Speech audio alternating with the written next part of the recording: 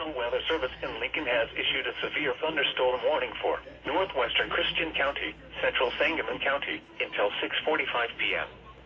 At 6:09 p.m., a severe thunderstorm was located over Rochester, or 7 miles southeast of Springfield, moving east at 35 miles per hour.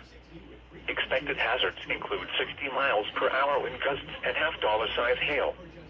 This is a radar-indicated threat.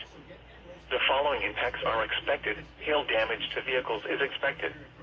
Expect wind damage to roofs, siding, and trees. Locations impacted include Springfield, Rochester, Edinburgh, Mount Auburn, Barry, St. Chris Lake State Park, and Roby.